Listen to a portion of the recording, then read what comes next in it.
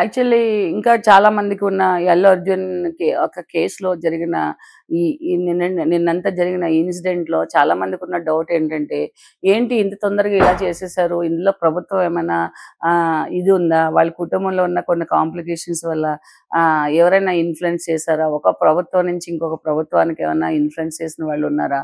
ఇందులో తెలంగాణ గవర్నమెంట్ యొక్క హస్తం ఏమైనా ఉందా? లేకపోతే ఎందుకు ఇలా చేసేసారనేది ఒకటుంది. చూడండి, బిహైండ్ ద జరిగిన ఇన్సిడెంట్ వెనకాల ఏమి లేకపోవచ్చు గానీ, ఎవరు ఎలా ఉందనేది ఏ కామన్ మ్యాన్ అంటే ఒక జనరల్‌గా ఒక అడ్వకేట్ గాని, ఒక జనరల్ పబ్లిక్ గాని దీన్ని అనలైజ్ చేయలేం. ఎందుకనంటే ఏం జరుగుతుందో మనకు తెలియదు. ఇన్‌ఫ్లుయెన్స్ చేస్తారనుకుంటారు.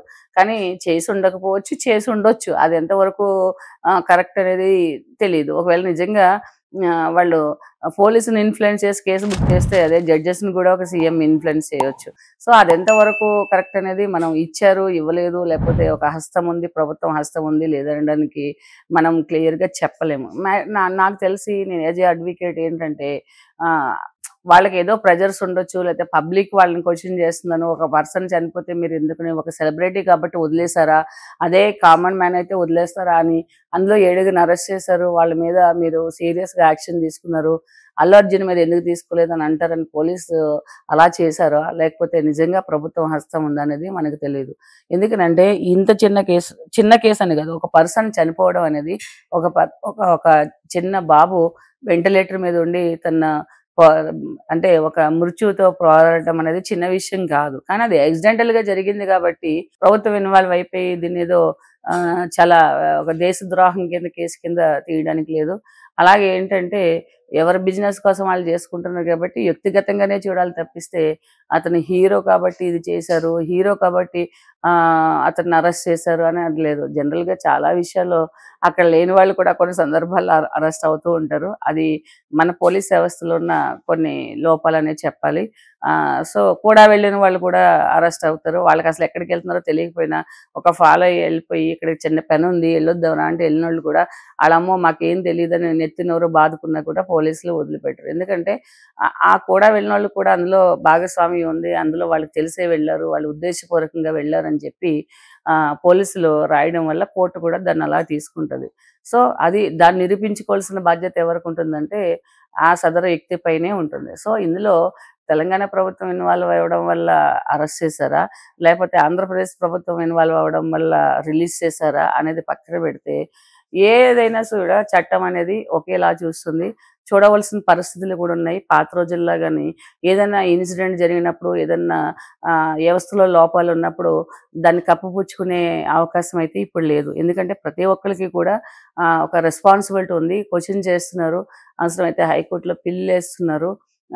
సో, ఆహ్, పబ్లిక్‌కి ఏంటంటే ఇదేంటంటే హెచ్ఆర్‌సీకి వెళ్ళటమో, లేకపోతే ఎన్‌హెచ్ఆర్‌సీకి వెళ్ళడమో ఇవన్నీ కూడా ఒక అవగాహన వచ్చేసింది కాబట్టి కొన్ని వ్యవస్థలు కూడా భయపడి దానికి యాక్షన్ తీసుకోవటం అనేది జరుగుతుంది.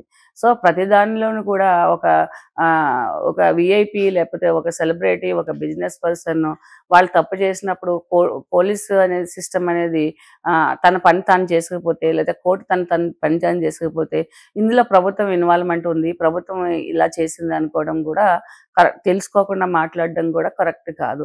ఎందుకంటే మీడియాని మనం ఫాలో అవుతాము. మీడియాలో జరిగింది మనం చూస్తాం. మీడియాలో చూపించేదంతా కూడా కరెక్ట్ కాదు. వాళ్ళకి తెలిసింది వాళ్ళు రాస్తారు. బిహైండ్ ద బార్ ఏముందనేది మనకు తెలీదు కాబట్టి ఈ ఈ అజంప్షన్స్ ఇలా అనుకోవడం కంటే కూడా ఎవరో తీసుకోవాల్సిన మెజర్స్ వాళ్ళు తీసుకొని ఎవరు చేయవలసిన బాధ్యతననేది మర్చిపోకుండా బాధ్యతను సక్రమంగా నిర్వహించినప్పుడు ఇలాంటి ఇన్సిడెంట్ జరగకోకుండా మనం ఆప్ చేయడానికి కారణం ఉంటుంది.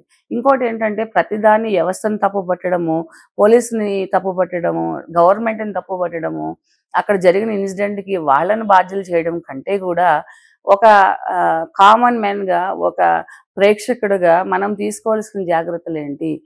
మూవీ రిలీజ్ రోజునే మనం వెళ్తే అక్కడ క్రౌడ్ ఉంటుంది. అక్కడ చాలా పిల్లలుంటారు.